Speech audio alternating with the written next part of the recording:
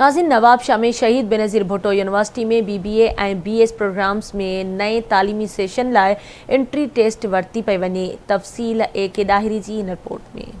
शहीद बेनज़ीर भुट्टो यूनिवर्सिटी शहीद बेनज़ीराबाद में BBA ऐं BS प्रोग्राम में नए तालीमी सेशन लाइ computer based pre entry test main campus में वरिती पई वञे। उन मौक़े ते vice chancellor professor doctor Amanat Ali Jalbani साल जेका असां वटि अप्लाई कयो आहे 2200 ॿारनि अप्लाई कयो आहे ऐं असांखे तक़रीबन 800 खनि असांखे ॿार खणणा आहिनि ऐं असां 3 नवां डिपार्टमेंट जेका असां खोलिया आहिनि। अॻिले साल अञा जेका असांजी स्ट्रेंथ वधंदी ऐं असांजो एकेडमिक ब्लॉक जेका असां हिकिड़ो ठहे पियो नओं, उन खां पोइ जेका असांजी गुंजाइश वधंदी, असां जेका असां वधीक खणी सघंदासीं ॿार। ऐं उन में जेका असां 2200 ॿारनि मां जेका असां 40% गर्ल्स आहिनि ऐं 60% जेका असां बॉयज़ आहिनि। ही शहीद बेनज़ीर भुट्टो यूनिवर्सिटी में जेका हींअर कंप्यूटर बेस्ड टेस्ट थी रही आहे, ही सिंध जी पहिरीं यूनिवर्सिटी आहे जंहिं इहो प्रोग्राम स्टार्ट कयो।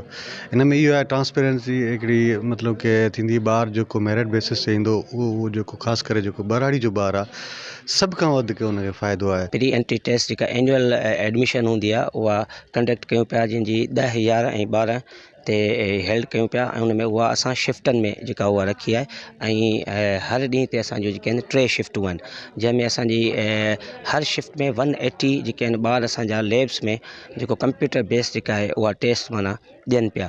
ऐं टेस्ट जो जेको असांजी 2-3 लेवलूं आहिनि, हिकिड़ी त BS प्रोग्राम जी लेवल आहे, हिकिड़ी MPhil ऐं MBA जी आहे। ऐं उन में जेको पंहिंजो थिए पियो त शिफ्ट जी टाइमिंग हिकिड़ी सुबुह जी रखी आहे 10 बजे रखी आहे, हिकिड़ी 12 बजे रखी आहे, हिकिड़ी 3 बजे रखी आहे। असां ही सॼो प्रोसेस जेको कयो आहे हिन दफ़े, लास्ट ईयर असां कंप्यूटर बेस्ड टेस्ट कई, पर हिन दफ़े असां सॼो टोटली ऑटोमेशन ते हलिया विया आहियूं।